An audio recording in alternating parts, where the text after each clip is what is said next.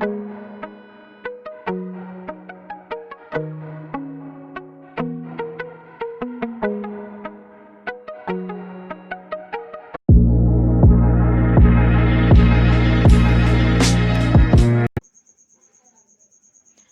दोस्तों, एक बार फिर से स्वागत है आप सभी का आपके अपने चैनल टारगेट एट वन पे। मैं हूं अमृता और आज इस टॉपिक पे हम बात करने जा रहे हैं वो है एल्गी। एल्गी जो कि टीजीटी बायोलॉजी का बहुत ही इंपॉर्टेंट टॉपिक है और यहाँ से कई सारे क्वेश्चन हैं जो आपने अपने पेपर यानी कि टीजीटी बायोलॉजी के एग्जामिनेशन पेपर में देखे होंगे। और कई सारे एल्गी के स्टडी के यानी कि थैलस स्ट्रक्चर और लाइफ साइकिल के स्टडी के क्रम में आज हम जिस एल्गी के बारे में बात करने जा रहे हैं वो है life cycle and reproduction of Ectocarpus. तो एक इम्पॉर्टेंट इन्फॉर्मेशन आप सभी कैंडिडेट्स के लिए जो भी टीजीटी बायोलॉजी की प्रिपरेशन कर रहे हैं तो ज़रूर सब्सक्राइब करें हमारा चैनल टारगेट एट वन, जिसके द्वारा आप सीक्वेंशियल और अकॉर्डिंग टू सिलेबस स्टडी कर सकते हैं। और अगर आप हमारे द्वारा दिया गया स्टडी मटेरियल और डेली पीडीएफ चाहते हैं तो ज़रूर जुड़े हमारे टेलीग्राम चैनल के साथ में, जिसका लिंक आपको डिस्क्रिप्शन बॉक्स में मिल जाएगा। तो ये हुई जनरल से इन्फॉर्मेशन आप सभी के लिए। चलिए आते हैं आज के टॉपिक के ऊपर। तो आज हम बात करने वाले हैं रिप्रोडक्शन इन एक्टोकार्पस के बारे में। तो एक्टोकार्पस सेक्सुअली और एसेक्सुअली दोनों तरीके से रिप्रोड्यूस करता है। तो सबसे पहले हम बात करेंगे एसेक्सुअल रिप्रोडक्शन के बारे में। तो एसेक्सुअल रिप्रोडक्शन जो कि ज़ूस्पोर्स के द्वारा होता है, और ज़ूस्पोर्स जो होते हैं यहाँ पे दो टाइप्स के पाए जाते हैं। जो ज़ूस्पोर्स होते हैं उनके पास दो टाइप्स के फ्लाजिला पाए जाते हैं लेटरल स्टेजेस में। पहले वो डिवाइड होते हैं, डिवाइड होने के बाद उनके बारे में हम आगे चल के काफ़ी प्रोसेस में बात करेंगे। तो जहाँ पे वेप्लास और टिंसल टाइप के फ्लाजिला होते हैं, वो दो टाइप्स के फ्लाजिला पाए जाते हैं किसके अंदर, ज़ूस्पोर्स के अंदर। तो इम्पॉर्टेंट फीचर है ये सेक्सुअल रिप्रोडक्शन का ज़ूस्पोर्स के द्वारा जो होता है। ठीक है।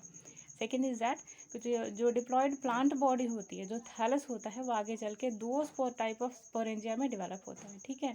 पहला जो होता है, बहुत ध्यान से सुनिएगा, कि जो थैलस स्ट्रक्चर होता है, जो वेजिटेटिव स्ट्रक्चर होता है एक्टोकार्पस का, वो होता है डिप्लॉयड यानी कि 2n। ठीक है। और यही 2n यानी कि जो थैलस है वो आगे चल के दो टाइप के स्पोरेंजिया को डेवलप करता है। पहला है यूनिलॉक्यूलर स्पोरेंजिया और दूसरा है प्लूरीलॉक्यूलर या न्यूट्रल स्पोरेंजिया। ठीक है। यूनिलॉक्यूलर स्पोरेंजिया, उसके अंदर जो ज़ूस्पोर्स बनते हैं वो हैप्लॉइड होते हैं, इसलिए इन्हें ज़ूमियोस्पोर्स भी कहते हैं, क्योंकि यहाँ जो डिवीजन होती है वो रिडक्शन डिवीजन होती है और मियोटिक डिवीजन देखी जाती है।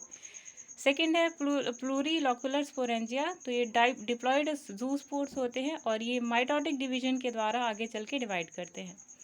तो ये तो हुआ थोड़ा सा इन्फॉर्मेशन, जनरल सा इन्फॉर्मेशन। अब चलिए डेवलपमेंटल स्टेजेस के बारे में देखते हैं। तो सबसे पहले हम बात करेंगे यूनिलॉक्यूलर स्पोरेंजिया के बारे में। तो यहाँ पे एक सेल होती है, ये जो डेवलपमेंट होती है स्पोरेंजिया की, वो बिल्कुल एपेक्स वाली या एपिकल सेल पे होती है। सबसे पहले क्वेश्चन आपके अगर एग्जाम्स में आते हैं कि कहाँ से ये स्टार्ट होती है डेवलपमेंट, तो डेवलपमेंट स्टार्ट होती है स्पोरेंजियल इनिशियल सेल से। और ये स्पोरेंजियल इनिशियल सेल कहाँ बनती है, तो एपिकल सेल पे बनती है। तो सबसे पहले एपिकल सेल साइज में थोड़ा सा इनलार्ज करती है। ठीक है। और उसके बाद उसका जो थैलस का जो 2n स्ट्रक्चर है, यानी कि जो डिप्लॉयड स्ट्रक्चर है, डिप्लॉयड प्लांट बॉडी का, वो आगे चल के न्यूक्लियस डिवाइड करना स्टार्ट कर देता है। 2 से 4, 4 से 8, और इस तरीके से 32 से लेके 64 तक डिवाइड हो जाते हैं, जैसे कि आप अपने इमेज में देख सकते हैं कुछ इस तरीके से। ठीक है। आगे चल के ये जो डिवाइडेड ज़ूस्पोर्स है या क्रोमैटोफोर्स जो हैं, वो आगे चल कर के और ज़्यादा डेवलप होते हैं और कुछ ड्रॉप शेप्ड स्ट्रक्चर बनाते हैं कुछ इस टाइप के। ठीक है। और ये पूरे जो डिविजन्स होते हैं, डिवाइडेड ज़ूस्पोर्स होते हैं, वो एक जिलेटिनस कवरिंग के अंदर कवर्ड होते हैं। अच्छा, आगे चल के जो ज़ूस्पोर्स डेवलप होते हैं वो कुछ इस टाइप के डेवलप होते हैं, यानी कि ये जो डिवाइडेड स्ट्रक्चर्स हैं यानी कि ज़ूमियोस्पोर्स हैं, इनके पास दो टाइप्स के फ्लैजिला पाए जाते हैं। एक होता है विप्लस टाइप का और दूसरा होता है टिंसल टाइप का। विप्लस मीन्स होता है कि आपको फेदर टाइप दिखाई देगा। ठीक है। और दूसरा आप देख रहे हैं टिंसल टाइप, यानी कि थोड़ा सा साइज में छोटा होता है। ठीक। और आगे चल कर के क्या होता है कि ये डाइनोफ्लैजिलेटेड ज़ूमियोस्पोर्स होते हैं और ज़्यादा डेवलप होते हैं। और जर्मिनेटिंग ज़ूमियोस्पोर्स का जो स्ट्रक्चर है यानी कि जी स्ट्रक्चर आप देख सकते हैं। फिर आगे चल कर के यही एक मैच्योर्ड फिलामेंट बनाते हैं जो कि फिलामेंट एन टाइप होता है यानी कि हैप्लॉइड होता है। और यही स्पेसिफिकेशन है जो आपको पता होना चाहिए कि यहाँ जो डेवलपमेंट होता है यूनिलॉक्यूलर स्पोरेंजिया का, वो रिडक्शन डिवीजन के द्वारा होता है यानी कि मियोसिस के द्वारा होता है। और इसलिए यहाँ पे जो फिलामेंट बनता है वो एन टाइप बनता है। ठीक है, चलिए सेकंड की बात करते हैं। तो सेकंड है प्लूरिलॉक्यूलर स्पोरेंजिया।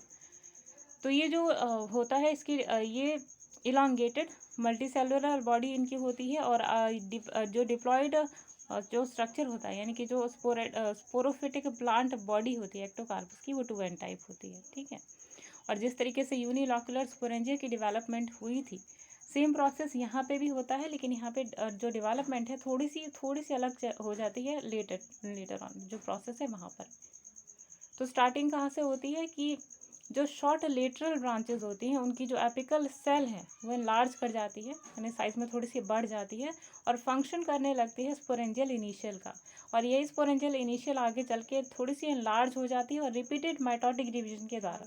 अगर आप माइटोटिक और मियोसिस के बीच में डिफरेंस नहीं जानते तो माइटोटिक डिवीजन के बाद क्या होता है कि जो नंबर ऑफ क्रोमोसोम्स होते हैं वो सिमिलर होते हैं। ठीक है, और मियोसिस यानी कि जब रिडक्शन डिवीजन होता है तो क्रोमोसोम्स के जो नंबर है वो हाफ हो जाते हैं। ठीक है, तो डिवीजन होता है। तो 6 से 12 सेल्स बनती हैं जब सेल्स अरेंज हो जाती हैं वर्टिकल रो की तरफ। ठीक है, तो चलिए इस इमेज की हेल्प से समझते हैं। अब अपने स्क्रीन पे देख सकते हैं डेवलपमेंटल स्टेजेस ऑफ मल्टीलॉक्यूलर स्पोरेंजिया। तो जो एपिकल सेल होती है, ठीक है, वो आगे चल करके एक फिलामेंटस टाइप में डिवाइड करती है कुछ इस प्रकार से, जैसे कि अपने स्क्रीन पे देख सकते हैं, कुछ इस टाइप से डिवाइड करती है। यही डिवीजन आगे चल करके एक रो में इस तरीके से डिवाइड होने लगती है। पहले सिर्फ एक न्यूक्लियस के रूप में डिवाइड करते हैं, फिर यही एक न्यूक्लियस बाद में चल के करके 2 न्यूक्लियस में डिवाइड हो जाते हैं और ये फिर एक चेन लाइक स्ट्रक्चर बना देते हैं, कुछ इस टाइप का नेट टाइप का स्ट्रक्चर बन जाता है। और यही होता है मैच्योर्ड प्लूरिलॉक्यूलर स्पोरेंजियम।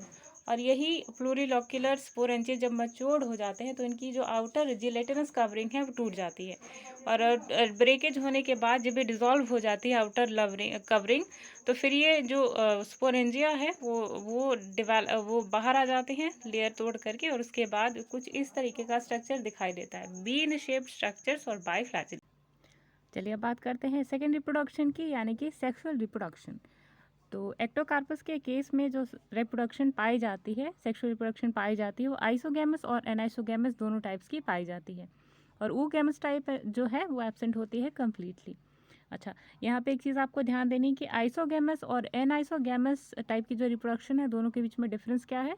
तो एनाइसोगैमस मीन्स होता है जो दो गैमेट्स मेल और फीमेल गैमेट होते हैं बिफोर कॉन्जुगेशन, उनका जो स्ट्रक्चर होता है वो डिफरेंट होता है, लेकिन जो आइसोगैमस होते हैं उनमें स्ट्रक्चर सेम होता है। तो ये डिफरेंस है। और नेक्स्ट बात करते हैं कि यहाँ पर जो एनाइसोगैमस की टाइप की रिप्रोडक्शन पाई जाती है वो 2 टाइप्स की होती है। मॉर्फोलॉजिकली एनाइसोगैमी यानी कि जो ई सेक्यूडेंस में पाया जाता है, और दूसरा होता है फिजियोलॉजिकली जो डिफरेंट होते हैं एनाइसोगैमस, जैसे कि ई सिलिकुलोसिस में पाया जाता है। तो गैमेट्स जो होते हैं यानी जो फीमेल और मेल गैमेट होते हैं वो प्लूरिलॉक्यूलर गैमेटेंजिया में डेवलप होते हैं। और यहाँ जो डेवलपमेंट होती है वो हैप्लॉइड प्लांट के अंदर पाई जाती है। बहुत इंपॉर्टेंट पॉइंट है गाइज, और इसे आपको नोट करना है कि यहाँ जो गैमेट होते हैं वो प्लूरिलॉक्यूलर गैमेटेंजिया के अंदर डेवलप होते हैं। और जिस भी प्लांट में यानी कि एक्टोकार्पस का जो प्लांट है अगर वो हैप्लॉइड होगा तो ही इसमें गैमेटेंजिया डेवलप करेंगे। ठीक है, चलिए आगे इस स्टेप को आगे बढ़ते हैं। तो प्लूरिलॉक्यूलर गैमेटेंजिया किस तरीके से डेवलप होता है और किस तरीके से फर्टिलाइजेशन होती है, चलिए इस पर बात करते हैं। तो सबसे पहले क्या होता है कि जो सेल होती है हैप्लॉइड प्लांट बॉडी की जो सेल है वो यानी अगर हम प्लूरिलॉक्यूलर गैमेटेंजिया की बात करें तो काफ़ी ज़्यादा लार्ज होती है, इलोंगेटेड होती है, सेसाइल होती है और शॉर्टेस्ट, या फिर सेसाइल मीन्स होता है उसमें कोई स्टॉक नहीं पाया जाता, और स्टॉक अगर पाया भी जाता है तो that is very short type. ये भी आपको यहाँ पे ध्यान रखना है। ठीक है, चलिए नेक्स्ट बात करते हैं कि मल्टी सेलुलर स्ट्रक्चर्स होते हैं प्लूरिलॉक्यूलर गैमेटेंजिया। ठीक, और मॉर्फोलॉजिकली प्लूरीलॉक्यूलर गैमेटेंजिया और प्लूरीलॉक्यूलर स्पोरेंजिया दोनों एक जैसे होते हैं।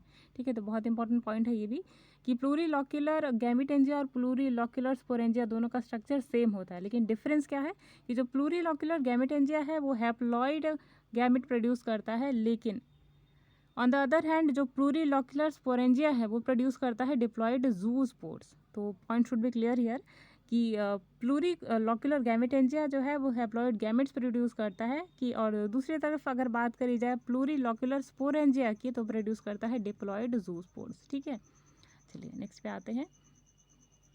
ये आप सभी के सामने इमेज, और इस इमेज के थ्रू आप बहुत ही इजीली समझ पाएंगे कि क्या होता है कॉन्सेप्ट का जो फर्टिलाइजेशन का प्रोसेस।